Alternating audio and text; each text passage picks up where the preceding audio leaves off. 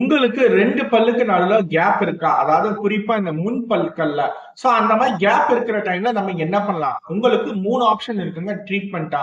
Number 1 இப்போ gap ரொம்ப மினிமலா இருக்கா, நம்ம அந்த இடத்துல வந்து ஒரு காம்போசிட் ரெஸ்ட்ரிக்ஷன் குடுத்து நம்ம அந்த கேப்ப குளோஷர் பண்ணலாம். 2வது ஆப்ஷன், இப்ப அந்த கேப் இன்னும் கொஞ்சம் பெருசா இருக்கு.